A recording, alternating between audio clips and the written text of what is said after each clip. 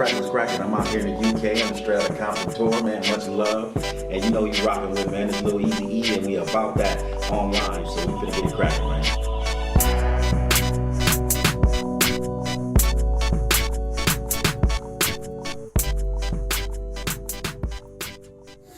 So peace family, we're joined this week with another special guest, and this time we're tremendously honored to be joined by the one and only Miss Peaches. How's it going? Hello, it's going great. Life is great. It's so good. Thank you for having me. Yes. Well, honored to have you. It's definitely, you're a voice that a lot of us have grown up hearing for years. You've been a soundtrack to a lot of our, growing up and stuff, our life in different, shape, form, and fashion. So it's definitely an honor and a privilege to be speaking to you and, being able to delve a bit more into your story, your journey for the fans. Thank you. Okay. Glad to share it. So, to start things out, how did, we want to go back to like the beginning and stuff just for you as an artist. Where did you grow up and how did you know that you wanted to get into music and singing and stuff? I am born and raised in Baton Rouge, Louisiana. That is actually how I met the label that I was with. But as far as when did I know I was going to get into music, so young that I don't remember, because at a tiny age I grew up in church, so I can remember being like 5 and 6 years old, having to go up on the pulpit to say certain things. I didn't really start writing. I can say I've always been singing because I grew up in church. So I was always in like church choirs, the children's choir and the regular choir and stuff like that. But I started writing songs at the age of 8. And like really writing songs, not just like nursery rhymes, but real songs using words that I didn't even know the meaning of it or how. I just knew I've heard the words before.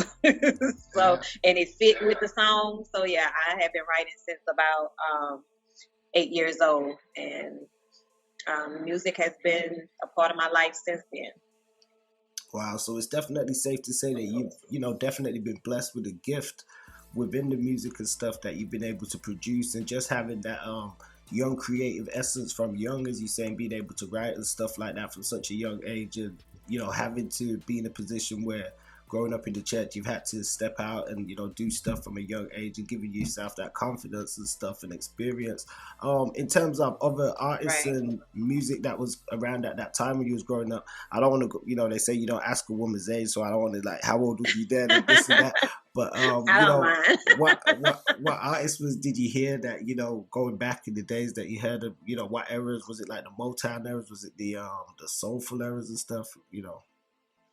It was more so like your classic R&B era. I grew up on, because I came from a church background.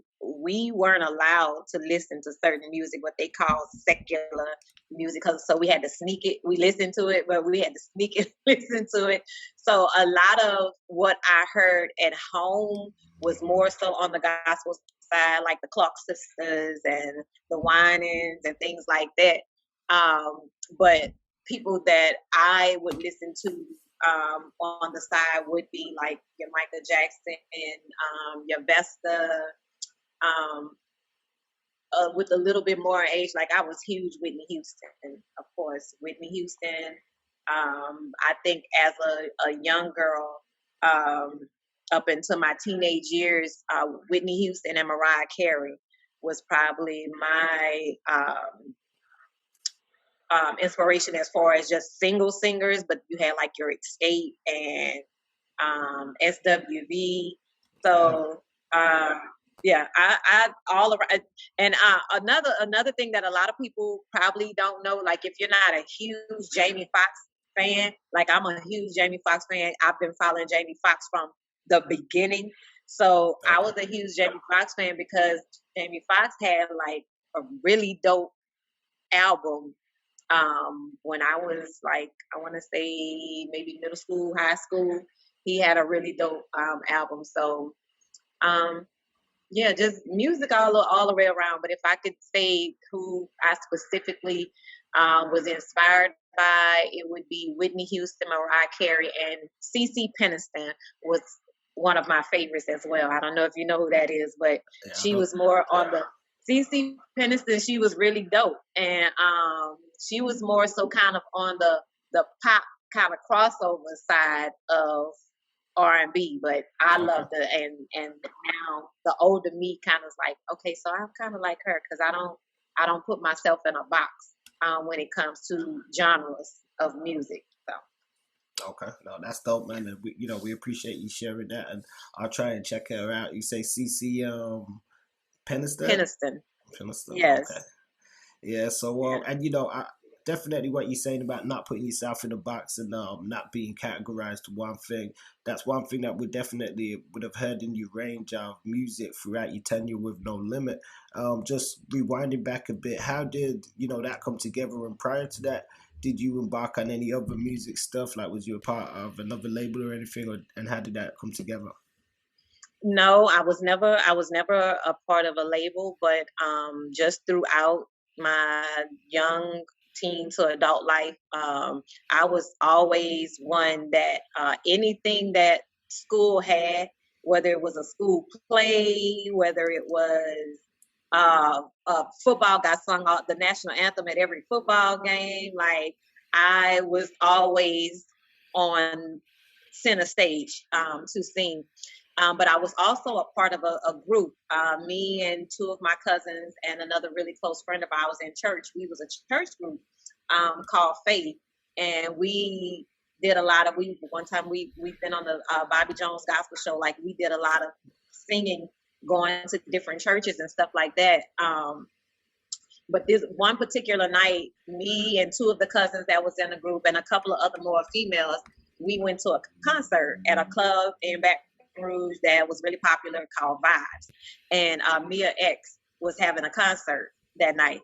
And so we went to the concert, and of course, the concert was everything. She had brought like a whole lot of, at that time, I didn't really know the artists, but of course, I learned, I got to know them personally. But at the time, I only knew Mia X. I actually thought C Murder was Master P because I didn't really know what he looked like, but I just knew his voice. But he was there, and it was the concert was so dope. So, anyways, on our way going home, there's like a bridge that's a big stretch from the where the club is to kind of like to get back to our part of Baton Rouge, and we just started seeing like these cars that we knew was not from Baton Rouge. And so Local. we was like, that's probably yeah. So we turned into groupies. We was like, that's probably them or whatever. So we did follow them, and we didn't know at that time. We didn't know that they had a studio in Baton Rouge, but they did. So we followed them to this building, and we was kind of nervous, so we didn't go where they were. We kind of parked on the side of the building. Mind you, it's nighttime.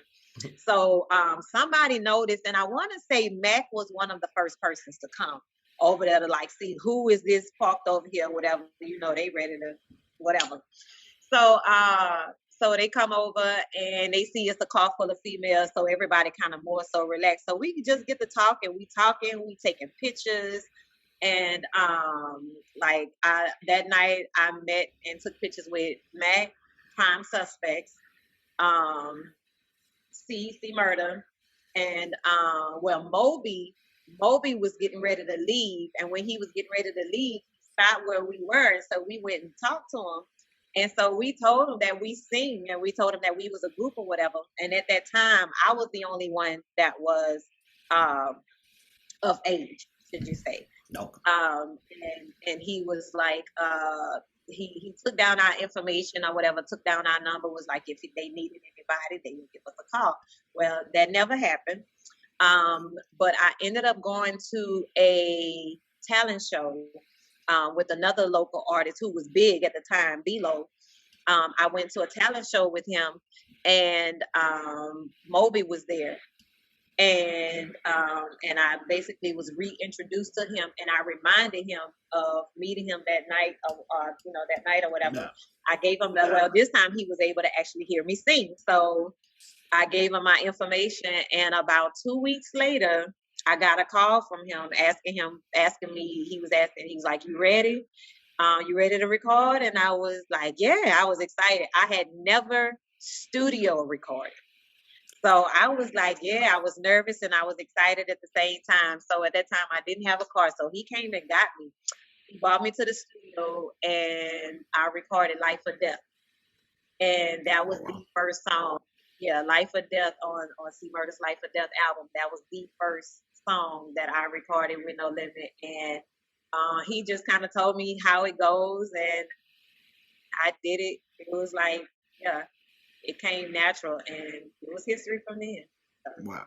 I mean, I just got chills as the moment you said life, even as you said Life or Death, because that's one of the songs even I was listening to prior to the interview.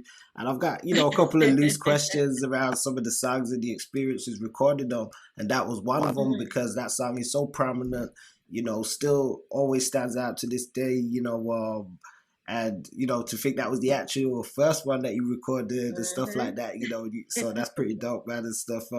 So even just those studio experiences, did you know when you was recording that song? Then I'm guessing you didn't know like what album it was gonna be on or what other projects they wanted you for, or was it like I don't think I knew, and I don't think I even cared. I was just, I was excited because, music was my life.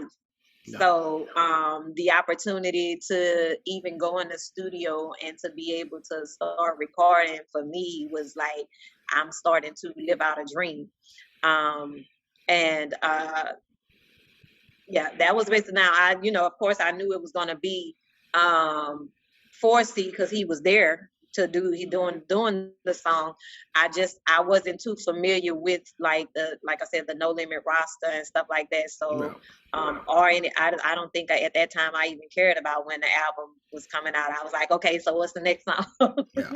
And I'm gonna get on. So and that being the title track of, obviously one of these classic albums and stuff like that. So he definitely would have liked it and stuff. And UNC went on to do countless classics. I think I worked with him the most. Okay, you guys always made magic together. From Trapped in Crime, even at that album and stuff as well. Some of the songs that you was a part. I mean, everything you was a part of. Like when I think of No Limit, you were like, the Jewel of No Limit. Like Death Row had their singing Jewel and stuff. But you was all over. I was thinking earlier, even prior to doing the interview, I said, could I think of a No Limit album that you wasn't on? Especially during a certain period of time. There were some. Okay. Yeah. I mean, I could imagine there were was some that I didn't make it on. Very few, though, I'd say, throughout that time. Yeah. I was hungry, and the thing about being able to be on albums was if you hung around the studio, because it was someone always was working. So if you hung around, 9 times out of 10, you're gonna get on the song. And that's basically, I was just that hungry. Like I stayed. As a matter of fact, I didn't live close to the studio, and at that time I didn't have a ride, so I used to stay with the Gambinos. They had like an apartment or whatever. They were never really there, like talking about. So I would one of them would give me their room, and I used to stay there. And the studio was literally walking distance. So I never had to walk, but it was walking distance to where I wasn't gonna skip a beat. So whenever somebody was working on an album, I made sure I was around. I was always there with my notepad and just coming up with things, even if they hadn't already asked me to be on the song. I was already prepared to be on the song. Okay. Yeah, well, that's it. That's a testament to your hustling though as well, and just your passion and your talent, as well, because you're definitely not unsung when it comes to the fans and stuff. But I think when we think of such a huge catalog and stuff, even to be part of it as a vocalist, throughout it so much, that's historic within itself, because especially so much of those releases that went on to be platinum and gold and stuff like that. I always think you and Magic had some great work and stuff as well. What was it like working with Magic? Mm-hmm. Oh man, Magic, that was my big brother. May he rest in heaven. That was my big brother. Magic was, I always called him a preacher, because the way he record, like Magic would get in the studio and just the way that he would move while he's rapping is kind of like when you watch a preacher on the stage. But Magic was very talented when it comes to writing as well, because the song that's on Mercedes' album, and I think Pete put it on another album as well, "Crazy About You," which is one of the bigger songs that I've done, because I actually still get royalties from that song. Okay. But "Crazy About You," that song was actually me and Magic initially. Wow. And Magic basically wrote most of that song. Yeah, it was my song for that we recorded for the Foolish soundtrack. But it didn't make it. P ended up giving the song to Mercedes. So everything that you hear P saying is what Magic was saying, and everything you hear Mercedes saying is what I was saying. But Magic really wrote the most of that song. So he wasn't just a writer for rapping. Like he would hear melodies for like songs too. So that, I feel like him and Mac sing as well. They're big on being able to come up with like singing hooks. So for me, that's talented. Because it's easy for a rapper to come up with a rap, but if you can come up with a rap and you can come up with a singing hook, to me that's being creative. Yeah, no, definitely. And I know sometimes how it goes in the recording. I know sometimes how it goes in the recording business. Not all tracks are done together, like with everybody in the studio at the same time. Sometimes you might have laid some stuff down and somebody might have came in afterwards and stuff. For the song "Make Me Want to Get Away" that you did, did you guys do that song together and stuff?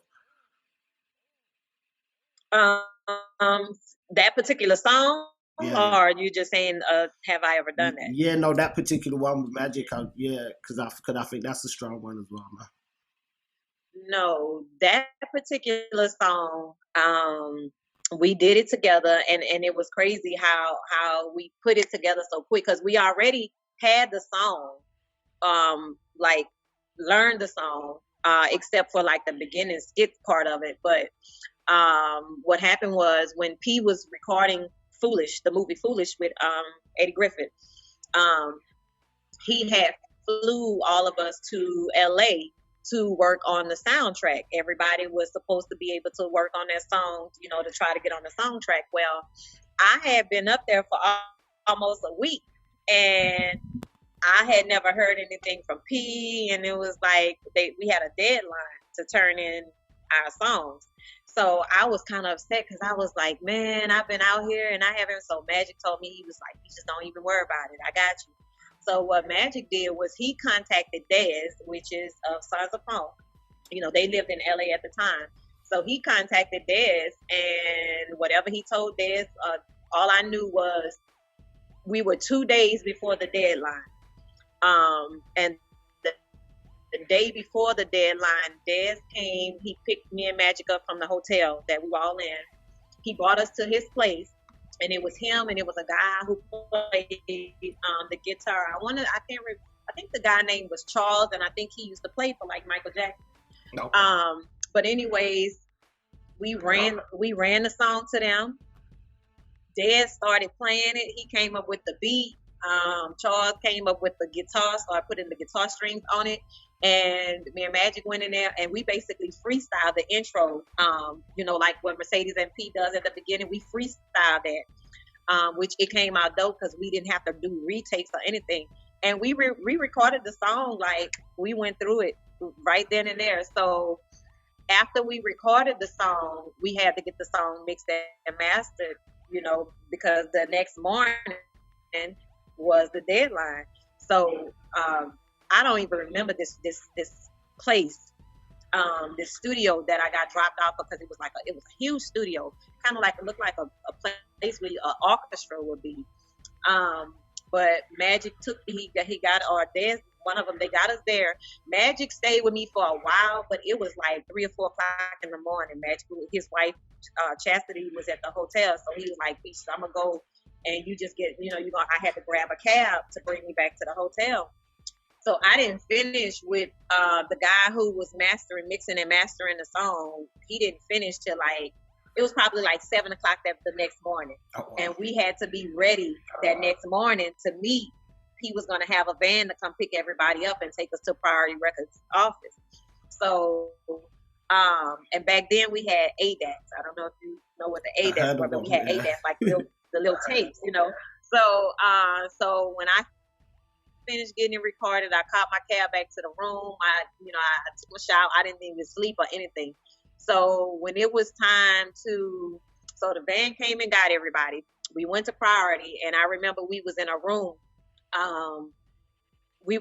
Like where a pool table and stuff was at, and we were waiting on P. So he finally came in to collect everybody's music. But when I handed him my music, he was shocked because he knew he had never gotten me with it. So he was like, how you get a song or whatever. So anyways, gave him the song. And at that time, one of his attorneys, I believe we called him Paul, because he never said anything to me about the song. But when it was like, we had been there for like a couple of hours, and I guess they were back listening to the songs or whatever. So Hawk came out and told me, he was like, he loved your song. Like, he really loved your song. So I was excited. Unfortunately, the song didn't make it to the Foolish soundtrack, and I was like, but when it came time for getting ready to start working on Mercedes' album, he came and told me and Magic that he wanted to give the song to Mercedes, and he was going to do Magic's part or whatever. So that's kind of the story behind that song. Okay. I mean, in terms of that Mercedes album, you did a lot of songwriting and stuff like that for it too. Yeah, I did a lot of writing. The way that the studio, this was in LA again, and the studio that we were at, it was like they had a studio on one side, then they had like a recreation part in the center and a studio on the other side. So we would be in one studio like writing and recording songs for her while she was in the other studio recording the songs that we were writing or recording. And of course, she also had songs that she wrote and recorded herself. But yes, we did a lot of, he flew me out there just to help with writing on her album. So it was definitely a really good experience because Mercedes, Magic, Mac, and Fiend kind of worked on their albums around the same time. So we all were up there. So everybody was able to, everybody was working. It was teamwork. Yeah. And yeah. That would sound good with a lot of synergy. And one thing that I don't think we touched on, but we'll sort of rewind back to it because I think you explained, meeting C and recording the song and stuff. But at what point did you meet P as well? And what was that experience first like? Because I mean, I know you said you wasn't familiar with the rest of the roster, but I'm sure at that time everybody would have knew who Master P was. So you would have been more familiar. Honestly, I don't think I remember exactly when I met P. I believe I was already at the studio one day, and he came in, and Moby introduced me to him and told him who I was. Like, this the girl that's on C Song, and by then. Before I met P, I had because the second song I recorded was on Silk's album, Thug and Me, and so I think it was after I had recorded those two songs, Life or Death and Thug and Me, was when because those were at nighttime and he wasn't there, but this daytime was a daytime. I remember sitting on the couch. I just remember him walking in, and I remember because he was looking like who is that? Who are you? Because he didn't really care for anybody just being in the studio. So Moby introduced who I was or whatever, and so he was like, okay, but and that was just it. And he walked in and went on to his office, because that's just how he was. If it wasn't, he was about his business, so he was in and out. But yeah, so it wasn't anything like, I finally get the. Nah, he walked in. He was like, okay, what's up? And yeah, that was it. I mean, because when I think of No Limits, like I was saying, like you being the jewel, and a jewel of the tank. And I can't think of any other female vocalists as such before yourself. I know there was others that featured on some songs and stuff. So you was like the premier singer. I know afterwards there was like Portia and stuff as well, and I believe Erica Fox, and but you was the what was that like being was that like a huge responsibility you felt, or was it just easy for you like a piece of cake because it came so natural? It came so natural. To be honest, because I wasn't doing something that I wasn't used to doing. Like I've been singing all my life. This is something that I've always been doing. It's just that I'm doing it on another level with a different set of people. So, but for me, I looked at it like I'm just doing what I love to do. So there was no weight of it. There was no weight of it. I was always I didn't want to slow down, should I say, because for me that was like I'm just now starting with what I really want to do on a level that I want to do it on. I'm really just getting started. So I loved it. I loved it. I loved getting the calls saying, Peaches, we need you at the studio. That was like, that was that was music to my ears. So the fact that to sit back, once everything kind of fell off, to sit back and really look back at it, it was like, wow, like, I really was able to work with a set of really talented people who I respect in the music business. Not so much because of the celebrities that they were, but they're artists because I feel like I'm an artist. I didn't just do music just to say, like nowadays, how everybody just wants to be in the music industry for whatever reason. Nah, I was amongst people who actually had a respect for the craft and the art. So that in itself, that's a really good feeling. Yeah, no, definitely. And you brought that to a lot of the songs you was on. I reiterate, I think the TRU song, Ghetto is the Struggle. And songs like that you really brought to life that, even for me as a hip-hop listener and just a music listener and stuff as well, those songs wouldn't be those songs without you on there as well. At the same time, yes, the rappers, everybody else done their thing too, but you was a huge part of really bringing a lot of those songs to life and stuff as well. And just the spirit that we got from a lot of that music was great and stuff as well. You mentioned C Murder and having a good working relationship with him. We did hear an unreleased song you with C Murder, and was that something that was going to be featured on your album? And at what point did you get the call to say, you're up, Peaches, we're going to do this album with you, Ghetto Angel, and and the rest of it? On which song? There's an unreleased one with you and C Murder. That was I'm trying to think. I posted it when I did that video. It was in that video with it. If that was my song. that was my song. After that song, I did that song with my long lost brother Tucson.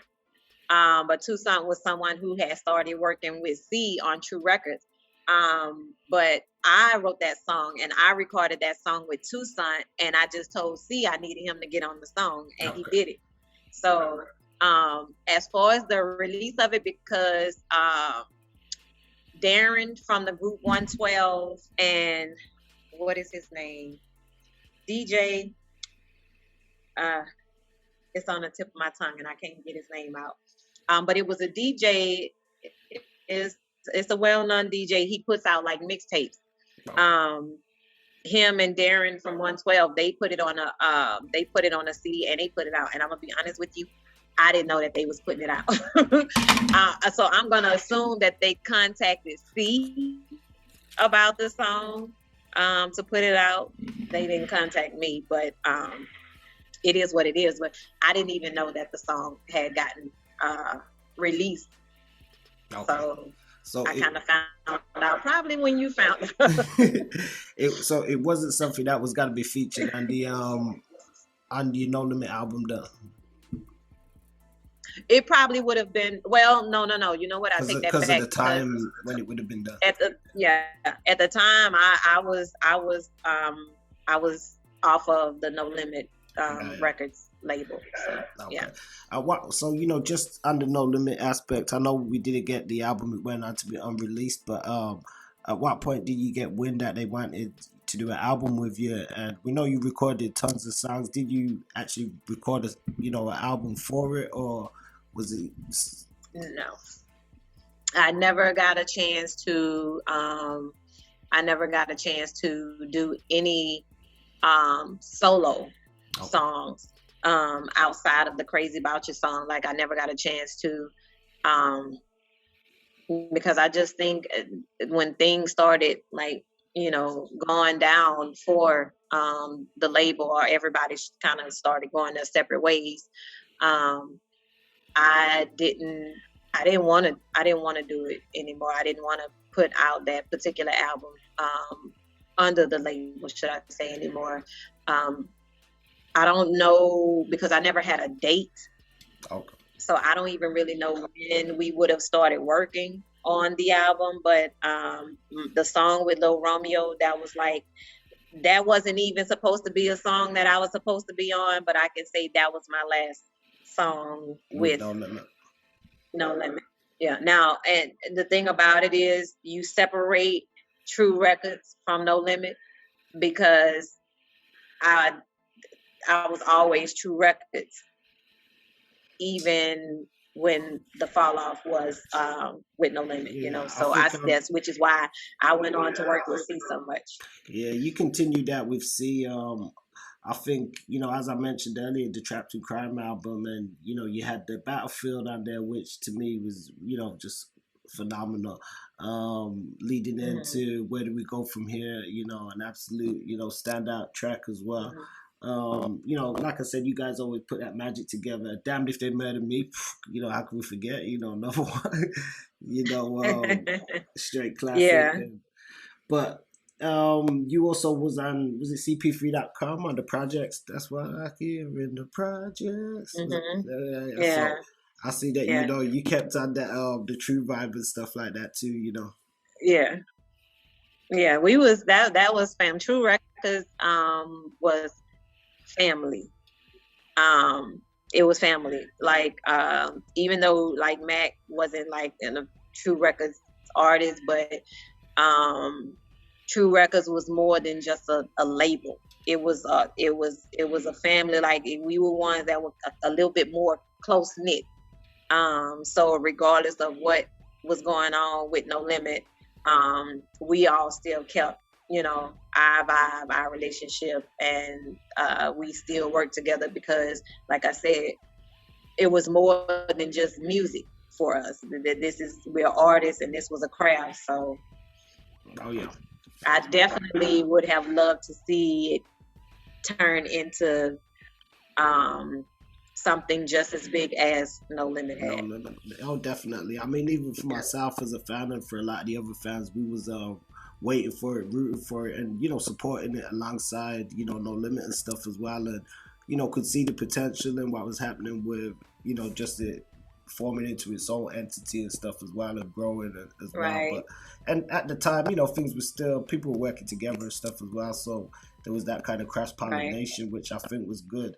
You also featured with Soulja Slim as well, and his last No Limit album. Yes, I worked on The Streets Made Me, that album, the song Boss Man. Yeah, the Boss Man. Yeah.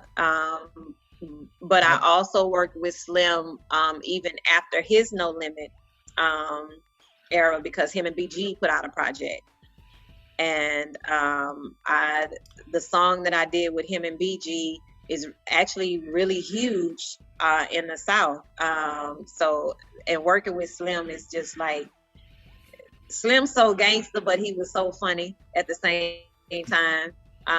It's like he didn't play, but he played too much. So I definitely I like working with Slim just because of the respect that he had just for being Soulja Slim.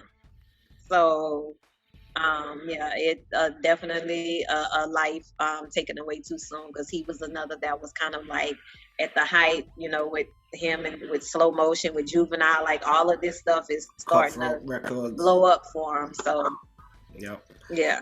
I mean, what was the track that you mentioned with you, him, and BG? Was that the joint project that they did? Yes, and it was called It's On. It's okay, yeah. You know what? I know that song, but I didn't peep that was you. I didn't, but I know that song. Yeah. So, that was okay. Yeah. Yep, that was Slim called me and was like, "Yo, what you doing?" And I don't know if I was in New Orleans, because I didn't live in New Orleans, but of course I was always in New Orleans. So I don't know if I was in New Orleans at the time or he called me to come to New Orleans, and I did, and Daniel, who did the beat and the guitars and all that stuff, it was just us four. Me, Daniel, Slim, and BG, and we did the song, and next thing you know, like everywhere I went, every club that I went to, like that song was popping. So yeah, no, that's definitely a hot one, man. I was definitely honored to be able to work. Yeah, rest in peace to Slim, man. Definitely. I was honored to work with him and BG. Yes. Oh yeah.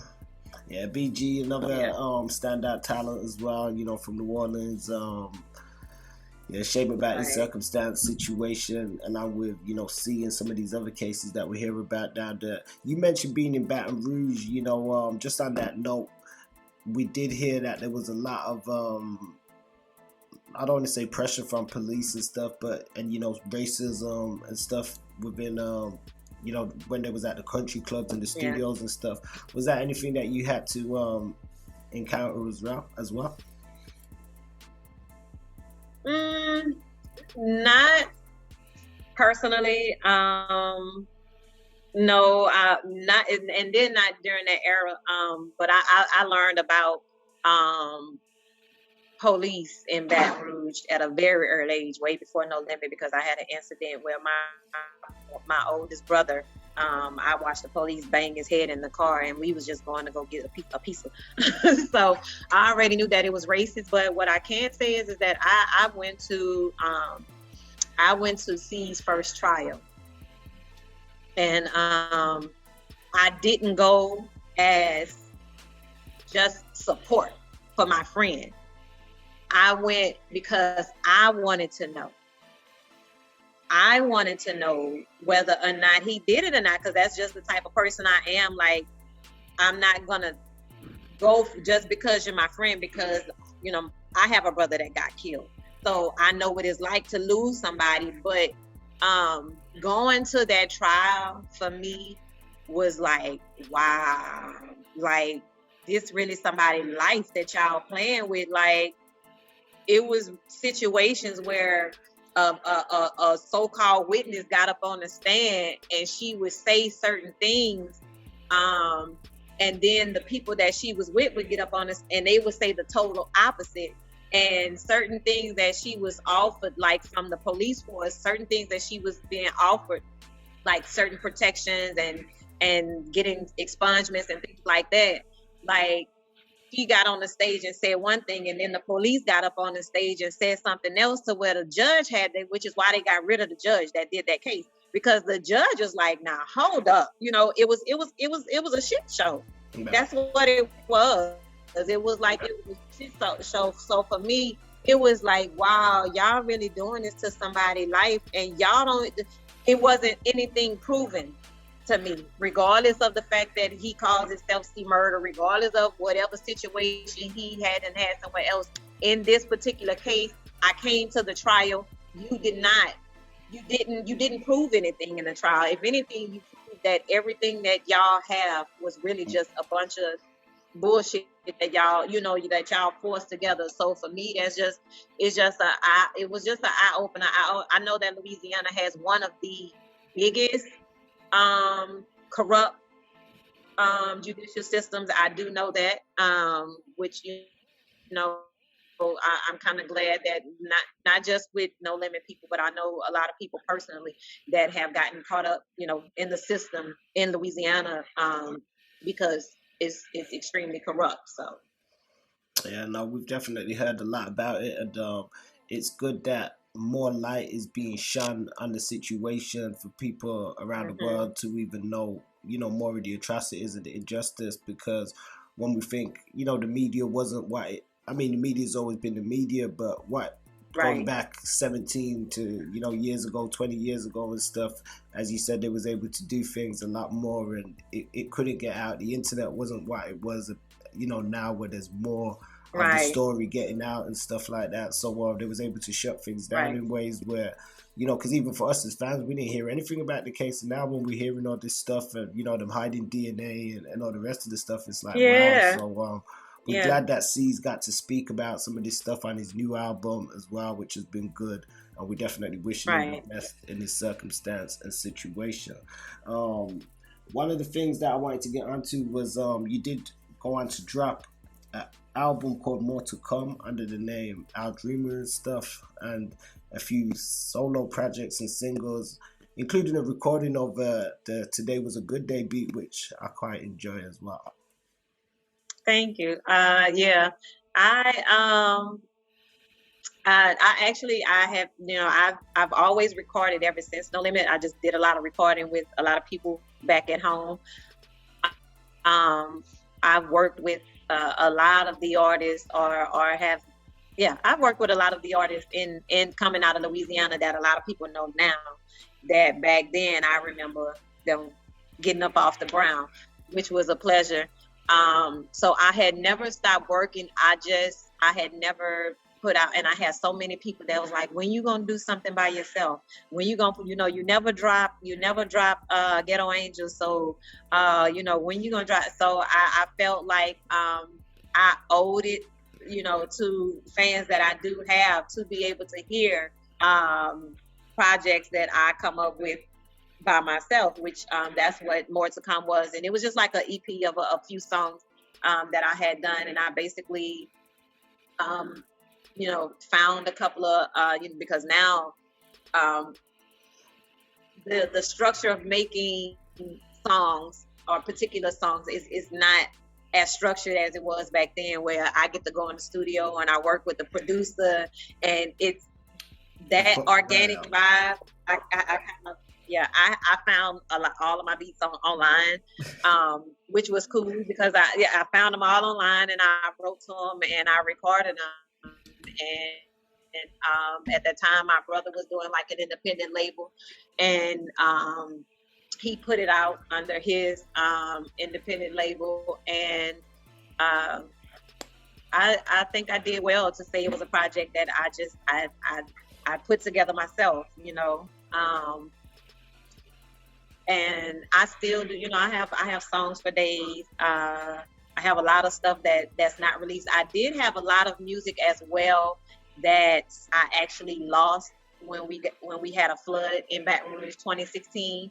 I lost everything that was in my computer. So it was a lot of music that I had that I would have loved to now have out there for people to hear. So you can hear like, well, she was working. It's just that the internet wasn't what it was.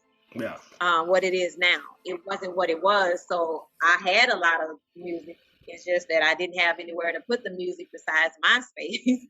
And of course, we don't even do MySpace. I think MySpace anymore, is what, four songs on MySpace you could put up or something. Yeah, so a lot of the music that I did that I could have out now, to where people be like, oh, okay, so she was doing. Yeah, I was always working. It's just that it wasn't anywhere besides, as opposed to me trying to chase after labels. And I did have opportunities with some labels. It's just that once you learn the music industry, it's really about a choice. You choose to go along with what the industry wants, or you stay true to who you are, not just as an artist, but as a person. So I chose to stay true to who I was as a person and an artist, and not compromise just so I can get another deal. So. Yeah, no, totally, and we definitely commend you for that, because we do hear harrowing stories at times about the music industry and different aspects of it and stuff as well, which I think people don't realize this stuff. And for artists, as you said, sometimes they are laden with choices on whether they go independent, or sometimes you can still work business with others, but just that when it comes to compromising, I guess, themselves as artists and stuff, there's always that sort of struggle, I guess, within the music industry. And we've heard about it for years with artists, even like the Princes, and there's been so much different stories. What advice, I guess, with that being said, would you give to like young would-be artists coming up and stuff? Don't sell out. As tempting as in, don't say that. I mean, that's just, and to me that I'm a Scorpio, and we're known to be loyal individuals. And one of the things that I'm loyal to is we're loyal to who we are. So I am who I am, and I'm not going to compromise who I am just to satisfy anybody, and never for the mighty dollar. It's not worth it. And being in the industry, especially for females, they need to know that it comes with a price. And I'm not saying everywhere and everybody, but because I have been around a lot in the industry, it is full of vultures. So if you don't have a solid team around you, which is kind of like a hedge of protection for you, you're dealing with a male-dominated industry. Build your team first. I think that's the best advice that I would give. Build your own team first. Don't allow the industry to give you a team, because if they give you a team, they're going to give you who they want to be around you, who they want to influence you, who they want to be in your ear, and it's not going to always be for your best interest.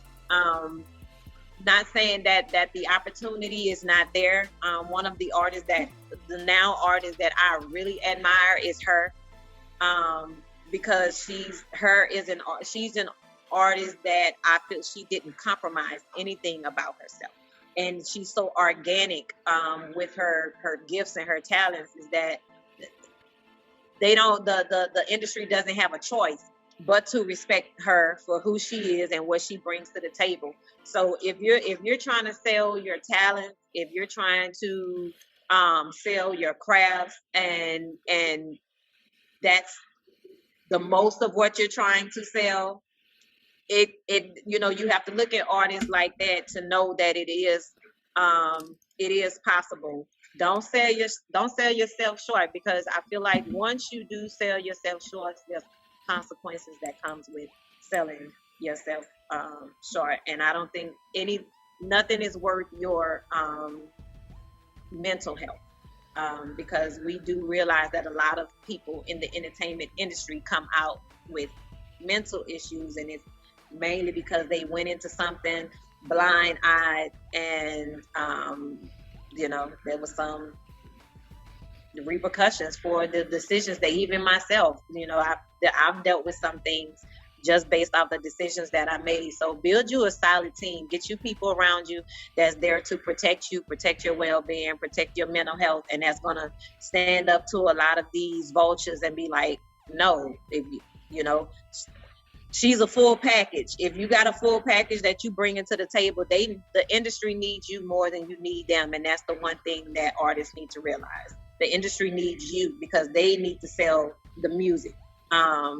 but they'll convince you otherwise. They'll try to convince you that you need them. No, they need you. So, in the world that we live in today, by everything being digital, everything is internet, you don't even need these labels now. You know what I'm saying? You can go, the things that you're looking for, whether it's the recognition, whether it's the money, it's all at your, as opposed to back then, if you didn't have a label, you know, that was it. That now was it, exactly. Everything is so, yeah. And now everything is already up front at you, to where you don't need the labels need you. And that means that you have the power to demand what it is that you willing to accept and what you're not willing to accept.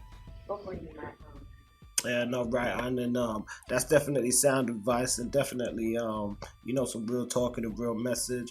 I think even when, you know, we think about just people that are super talented, it's sort of like, you know, they're special. We have to look out for those that are special anyway, and I think sometimes that gets disregarded within the industry and in some places, because we see those special individuals, and sometimes I think instead of everybody thinking we gotta come forward and protect them while they're, you know, it doesn't happen sometimes and stuff. So I think that's a great example for you, passing on to the youngsters and the next generation and stuff like that as well. And speaking of mental health as well, I think that was a great point and stuff too, because that's something we do see a lot of, you know, pervaded nowadays. So before we wind down, because I know we've taken up quite a bit of your time and stuff, I just wanted to ask you, what was some of your favorite albums that you was a part of personally? You know, we usually ask people their top No Limit albums, but I'll ask you some of your favorite ones that you was a part of, because you all of them really. Because everyone that I was on it kind of has its own special memories. I recollect the moments of recording these particular songs. I will say, of course, Life or Death, simply because that was the first one, and that for me, that was my foot in the door. So definitely Life or Death. Prime Suspects, The Liquidation of the Ghetto, because those was my brothers. Those was my brothers. So we us working, because we hung together as well. So us hanging together and then coming and working together and listening to each other, like vibing off one another, you know, on the music or whatever. I definitely feel like their album was, not just saying that because I was close to them, but that album was one of the ones that I'm like, y'all step on this album, because this album was dope. Also, of course, Mercedes album. You know, that's my sister. I loved working on her album and being able to, I guess, write more. I did more writing on her album. So for me, my writing is a bigger gift for me than singing, actually. So, Mac, definitely working with Mac. I'll probably go down the whole roster, because between Mac, Steve, Mercedes, one of the biggest songs that I like to working on was Boonopolis. On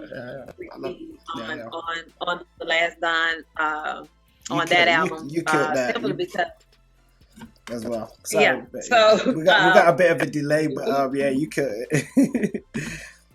Oh, okay, yeah. Boonopolis was one of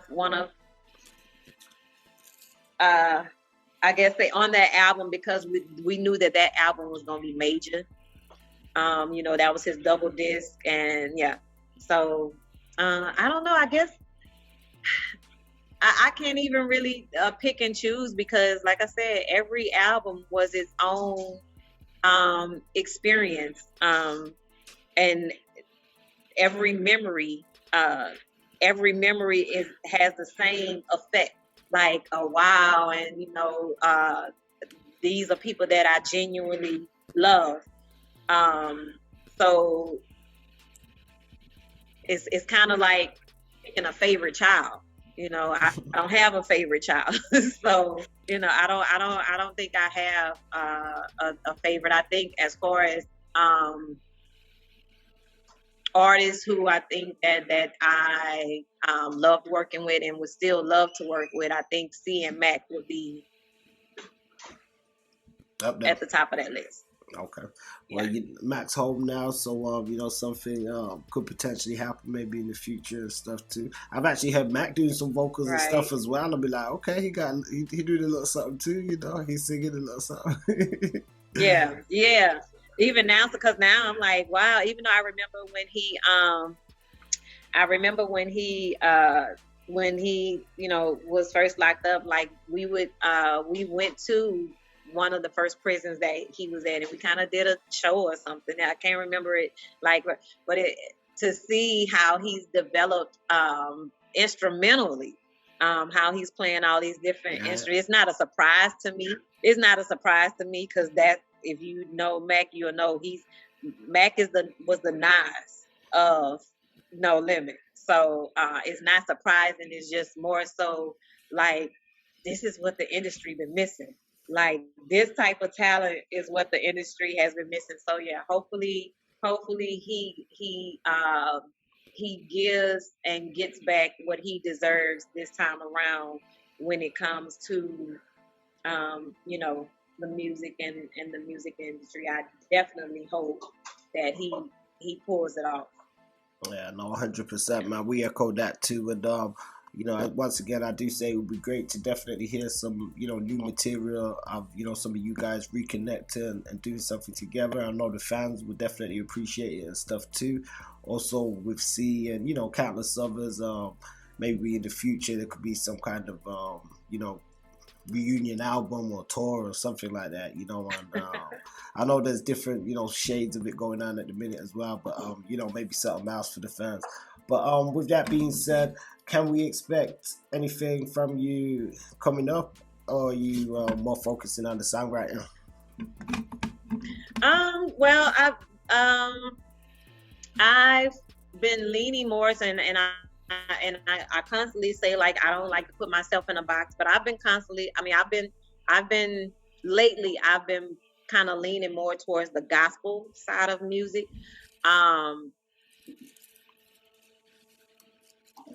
But I don't like to just say, I don't want to consider myself now a gospel artist, because to me, my life and the stories that I have to tell and the things that I write is not just that. I still have situations, even though I'm married, I still have situations where I might go write a song. If me and my husband have an argument, I might go write a dope song, and I'm like, I'm gonna put this out.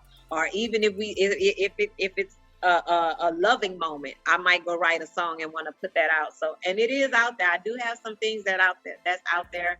The project that I'm currently working on, though, is more towards the gospel side.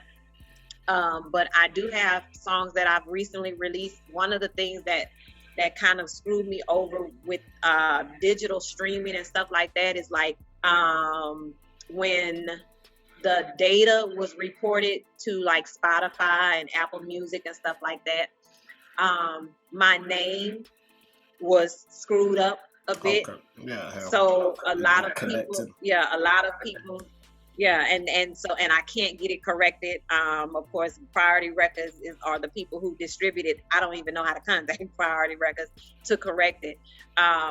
So a lot of my music, I'm trying to connect it with the fans that are following. Is MC Peaches. That's what they put, MC Peaches, as opposed to Miss Peaches, on the songs that I'm on with No Limit. I'm trying to connect that with Aldreamer and Miss Peaches. Like, I'm trying to get it all connected together so they can see that as an artist, I've never stopped putting out music, and I do have fresh music that's out there. It's just that people don't know where to find it, where to look for it, because the majority of my fans are following MC Peaches from Bluenopolis and Crazy About You and stuff like that. I think if they would correct the name, then that would be benefit me a little bit more.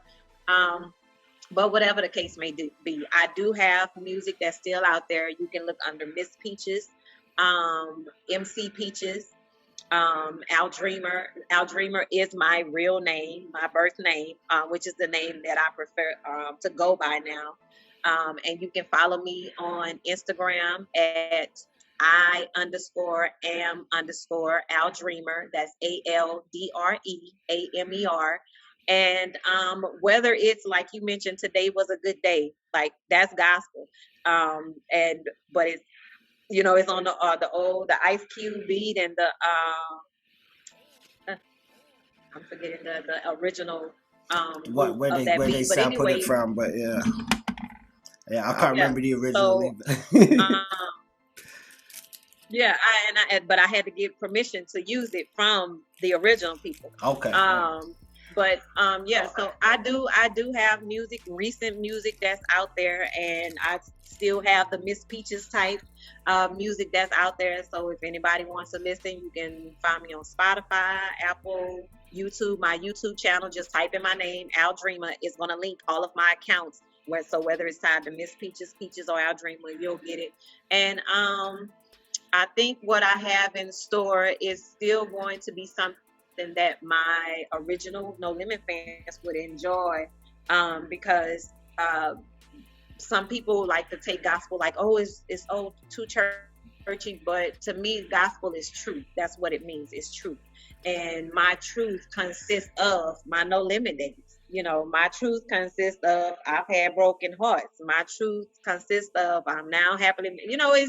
It's so many things that I can write about and that I am writing about, to where I feel like the message that I have for people to hear is going to be pleasant to the ear, no matter what you're used to hearing me or what you listen to. It'll be something that you can enjoy, and hopefully my message will be something to help somebody else. So.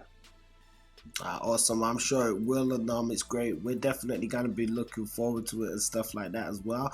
And even doing things like this with the interview, we'll make sure we put our efforts in to make sure we're getting the algorithm stuff with the Miss Peaches and the Aldreamer, and it will help push things forward. There was another note I was going to say. Oh yeah, it was just giving you flowers and stuff as well, because you definitely deserve them and stuff as well. And like you said, they need to tidy that stuff up on their priority side or the No Limit side, or create music here. Whoever doing it, they got to tidy that stuff up. And I don't know. I'm sorry. I'm just going to throw it. I think it's intentional, but hey, it is what it is. I'm going to say that again.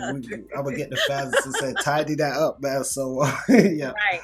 But no, we definitely appreciate you and salute you and for giving your time to this interview. There's so much other stuff we could have went into. Maybe we'd have to do a part 2 at some point. Even when I was prepping, I was like, there's so much questions to ask you about the experiences and the memories, and we appreciate you sharing the ones that you have. So, family, we appreciate you on this one. Definitely go and support Aldreamer, aka Miss Peaches, and we'll put our social media links and stuff in the description. Okay. Thank you for having me again, and thanks everybody for watching. Thanks for the support. Trust me, I am very who I am on camera is who I am in real life. So thank you. Salute, man. They definitely a real one. So peace, family. Don't forget to like, share, and subscribe, and check us out on about.online.com. Don't forget to check us out on Facebook for exclusive playlists and social media for all different types of segments and content.